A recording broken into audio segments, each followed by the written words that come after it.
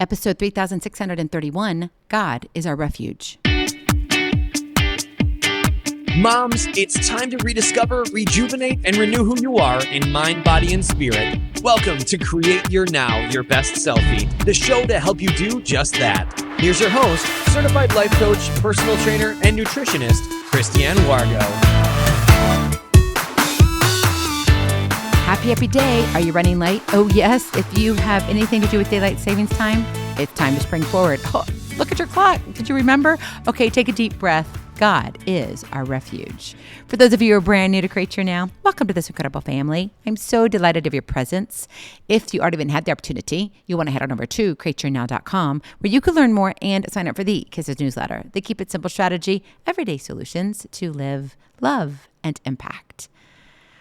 Well, life is kind of crazy, right? It is. Lots of chaos, lots of moving parts. And maybe you woke up today with the intention of saying, yes, we are going to be at church on time. We've got this. And then you totally forgot that it was spring forward. Your clock went forward, but nothing else in your house did. Now, you're blessed if you didn't have to spring forward. I know Hawaii doesn't spring forward. There are places, I believe, in Arizona, some places up even more north, some places over across the oceans that do not spring forward like we do. We're not going to get into why we spring forward, but guess what? Take a deep breath. There's new mercies every morning.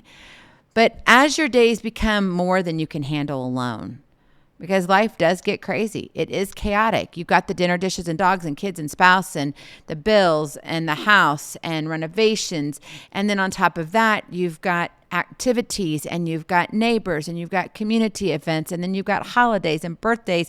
And you're like, and what about me? And God's asking the same question. But he's also here to remind you today that he's got you. God's got you. It says in Psalm 46, verse 1, God is our refuge and strength and ever-present help in trouble. Have you ever been in trouble?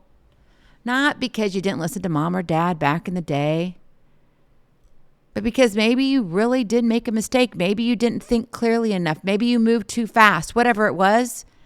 Maybe you took a risk that you thought was calculated and pretty well founded, but only to know that it was a higher risk than what you thought. Have you ever thought you might be close to the end? Yeah. You got life and then you have death. We've all experienced that feeling of living life on our own. So many things piling up around us that we feel like we are coming to a breaking point.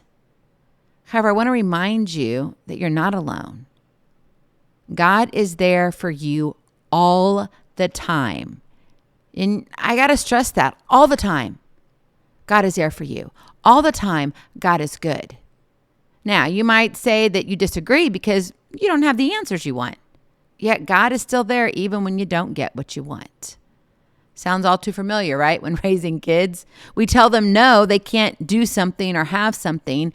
And then they walk away, they whine, they fuss about it. They get mad, wishing they had a different parent. Yeah, we kind of chuckle at that. But we can be kind of like that with God. But I want to encourage you today. God is your refuge and strength and ever-present help in trouble. Now, by now, you've probably heard a little bit as we get back in the groove of things here at Create Your Now. We are a daily podcast. I'm here all the time, but I had to step away. I kind of was forced into, you got to lay down, you got to take care of yourself, because I was diagnosed after the first of the new year with double pneumonia. It was not good, mainly because I had no energy. And for a woman who is always on the go, that was a kick in the pants. I mean, it was the brick wall. It was the 3 Mack trucks getting run over all the time. You know, I do get tired or exhausted because of what I do, but not because of an illness. I'm really pretty healthy. But when you're burning the candles at 20 different ends and really you only have one candle, but you feel like you've got 35. And if you're only burning at 20 ends, well, you're probably going to be okay. But really what happens is you're just a hot mess. So unfair, isn't it? Yet that was just the beginning for my new year. In February, yes, just about 6 weeks ago, we had a cold spell that took our temperatures down to like 10 degrees, with a wind chill at times below zero. Now, that's uncalled for here in the South.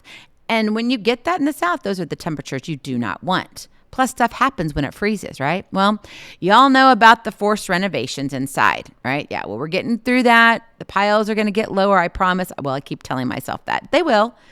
But I get this phone call while at a conference. Just coming off of the double pneumonia, understand this, right? I just finished all my medication. I'm at the conference, and I get a call from my son and daughter saying, Mom, we got a problem. It's the voice, though, of Houston, we have a problem. I'm like, this is not good. Bubbles are happening outside the house.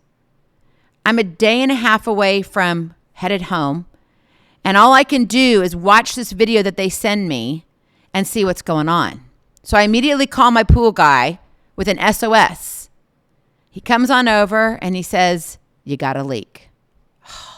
Can I just say I've got PTSD from water? Like, seriously. I'm like, there's no way. So we had the crew come out and we emergently winterized our pool to protect any of the working lines. We knew there was a broken line somewhere, but we didn't know where it was. There was no guarantee of really what was wrong, but something was definitely wrong. And so with our pool, you have to understand that it's a gunite pool, and the last thing you need is a crack. I mean, you do not want a crack. And so we leave our pool open year round. It's designed that way. As long as there's moving water, it doesn't freeze. But the pipes can, or something can crack. And of course, we were not in the position. In 2 days, the weather was going to drop. I was getting home just before the cold snap was going to hit for about 4 to 5 days. I was like, this is not good. This is not good. So after arriving home, we had to keep the ice from getting too thick to keep the water lines open and free from the freeze within the pool. We winterized everything else, blew out the lines, but remember, there's still water in the pool.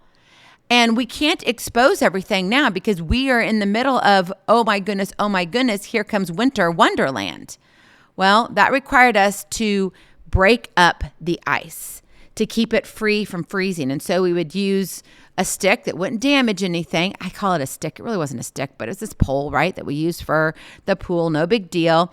And so we would, hit it and strike the ice on top of the pool and would keep it more in chunks rather than an ice skating rink. And I love ice skating, but I did not want to ice skate in my pool. Well, one day I was working on the ice and the pool. This was on a Wednesday early afternoon. And I struck the ice with a brief pause. The pole stopped. And then all of a sudden, I had 1/8 of a millisecond to decide whether or not I was going with the fall or would fight the fall in midair. Yes, I fell into the pool with ice about 2 inches thick. God is our refuge. The short story is I'm alive to talk about it. The long story that early afternoon was I came close to not making it. God is our refuge. And the moments of the water and ice hitting my body and me being pulled under, the ice was, talk about, it was a little unnerving. I mean, I was stuck underneath there. And in a brief moment, I knew I had to get out of my pool or my son would walk down the stairs and find his mom floating dead in the pool. All I could do was constantly tell myself to get above water. Get above water, Christiane. Get above water. Keep your head above the water. And as I climbed the icebergs of Alaska in the backyard of my Tennessee swimming pool, I prayed to God to get me out. Lord, get me out. With fingernails clawing the slabs of ice, my heavy sweater wrapped around my face. It came from behind, came over my head, and strangled my neck as it caught the edges of the ice. The fight was real, but God was my refuge. Somehow I was able to pull myself over 2 huge slabs of ice that were about as tall as me. I mean, I know this because I was semi-floating on it. And then it would pull me under. The first one I climbed over, it just sunk me back down. I was like, this is not good. Back to keep your head above water. Keep your head above water. The fight happened again. Clawing my way, I got closer because you see, I fell into the deep end. And this was an area I had not broken up the ice yet. Neither had my son and daughter. It was a little bit harder, but for whatever reason, I'm in this mess. A cold mess, not a hot mess, but I was a hot mess. This was a scramble for saving my life. This was a scramble of life or death. And somehow that first slab, as I laid over it, pulled me back over, because you go over. I mean, everything's slick. There's nothing for you to grab onto. I'm in the deep end. I can't touch, plus I'm short. So down I go again. I kick my feet as hard as I can up to the edge, and I'm able to pull myself up. I clear one little slab, and I make my way over to the sunning ledge, and I caught my breath. I got up on top of it on all fours and made sure that I wasn't seeing stars as my eyes were closed. I know what it's like to pass out. I've had it happen to me multiple times. And the last thing I wanted to do was stand up too fast, only to fall back in, hit my head. Oh, and by the way, I was bleeding. I knew I was because I could taste the blood in my mouth. I had no idea what I hit. But I knew it wasn't about where I was hurt. It was, I have to get out. So after making sure I wasn't dizzy and I wasn't going to pass out, I continued the climb. My friend, the climb of life is real, but so is God. What iceberg are you climbing today? Winter's not quite over. Our clocks may have springed forward, but there's still a mountain to climb. And maybe you're feeling like you're sitting here trying to gasp for air, climbing the icebergs of Alaska in the backyard of your own Tennessee swimming pool, in an area that you shouldn't be doing this, but you find yourself here. What battle are you fighting? And maybe the better question is, what battle are you fighting alone? Let me tell you, if I didn't have God to help me climb those icebergs, I could have easily given up. I was just recovering from double pneumonia, bilateral pneumonia. We're walking to the bathroom and coming back to bed was exhausting. Like, knocked me off my feet. I can't do anything else for another hour or 2 hours. I don't have any energy. The climb of life is real, and so is God. Where do you need to let him in? Where do you need to cry out today that says, God, you're my refuge and my strength. You are my ever-present help in trouble. I cried out to him that day in the water. I cried out to him every step that I took to take off my shoes, to remove the almost frozen sweater, so cold, so heavy, off my body, to wear one step to get inside the door, to yell upstairs to my son, who was wearing, unfortunately, his noise-canceling earbuds.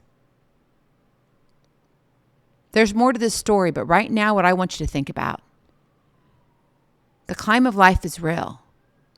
Where do you need to cry out for God's help? Don't do this alone, because he's right beside you.